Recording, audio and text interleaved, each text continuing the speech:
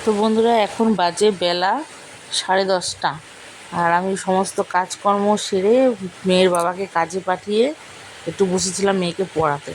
পড়াতে বসলেই আমার দেরি হয়ে যায় সকালবেলায়। আর তারপরে দেখো এসেছি সবজি কাটতে। এই এঁচোড়টা নিয়ে বসেছি, ভাবছি এঁচোড়টা করবো কি করবো না। এঁচোড়টাও আমার শ্বশুরবাড়ির বাগানের, আর এই ডাঁটাটাও তাই। তো রান্না করব, ডাঁটার 3টে টাটকাই ছিল। তো ডাঁটাটা কিসে দেবো তাই ভাবছি।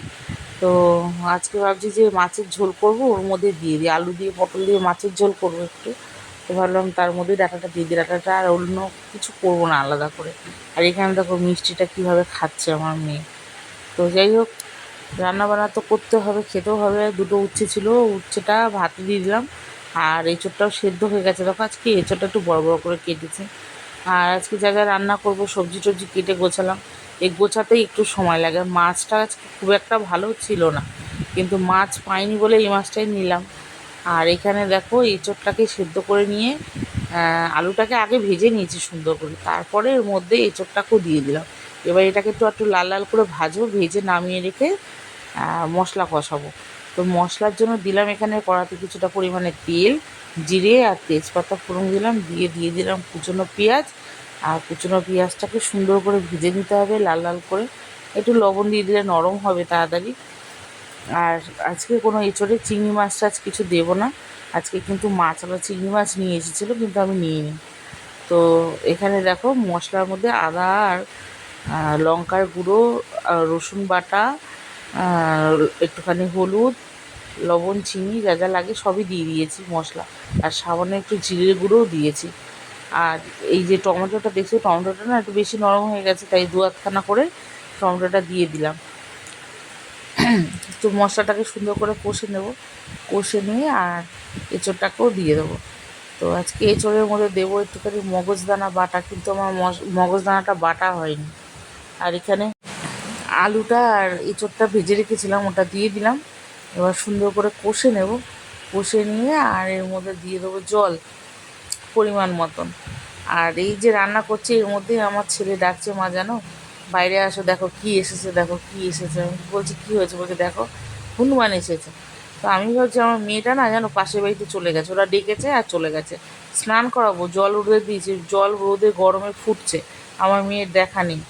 রান্না করতে তো দেরি হয়ে গেছে, এখন তো 1:30 বাজে প্রায়। তো দেখো দেখো হনুমান বসে আছে, কুকুরগুলো সেই রকম চিৎকার করছিলো জানো। কুকুরটার ভয়ে গিয়ে ওখানে গিয়ে বসে আছে, ঠিক আছে, দেখো কুকুরটাকে তাড়া করেছে। তো যাই হোক, এখানে দেখছি আরও এসেছে সঙ্গী সাথীরা। এই একটা গাছের মধ্যে ওরা এক এক করে 3টে এসে ঝাঁপিয়ে পড়লো এই গাছটার মধ্যে। এই গাছের বীজগুলোকে ভেঙে চুরে খেলেও মনে হয় খিদে পেয়ে গেছে খুব। আরও আছে সঙ্গে। আর তার আগে আমাদের আম গাছে এসেছিলো, লাফ দিয়ে দিয়ে গেছে ওই দিকে। তো তখন তো ঘরে ছিলাম, ছেলে দেখেছিল, ভিডিওটা করা হয়নি।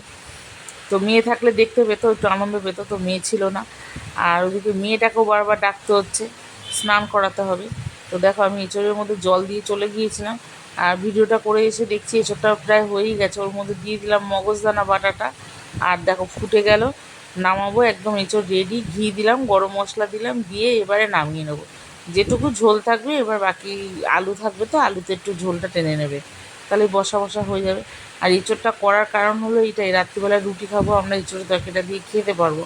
আর আমি কিন্তু দুবেলাটাই করে রাখি, কেন সন্ধ্যেবেলা মেয়েটাকে পড়াতে হয়, একটু ফোনে সময় দিতে হয়। আর সকাল থেকে তো সংসারে কাজকর্ম করি, অতটাও সময় দিতে পারি না। এখানে তোকে আদা কাঁচা লঙ্কা বেটে নিয়েছি, জিরের গুঁড়ো, লঙ্কার গুঁড়ো, হলুদ, লবণ। আর পটল ভেজে নিয়েছি মাছ ভাজার তেলে। তারপরে একটু জিরে ফোড়ন দিয়ে সামান্য একটু তেল দিয়ে আলুটাকেও ভেজে নিলাম। তারপরে মশলাগুলো তো দেখলি কী কী নিয়েছি, সব মশলাগুলো দিয়ে আলুটাকে কষে নিলাম সুন্দর করে। আর তার মধ্যেই সজনে ডাঁটাটাকে দিলাম, সজনে ডাঁটাটাকে দিয়ে সুন্দর করে কষে নেব। তারপরে দিয়ে দেবো পটলগুলো, পটলটা দিয়েও সুন্দর করে কষবো অল্প অল্প জল দিয়ে। তারপরে পরিমাণ মতন জল দিয়ে দেবো।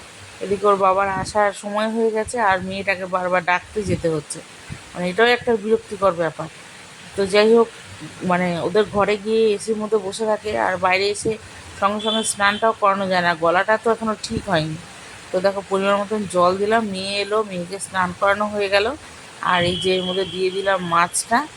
তো দেখো মাছটা ঝোলটা নামিয়ে নেব। আর রান্নাগুলো কীরকম হয়েছে অবশ্যই কমেন্টে জানাবে।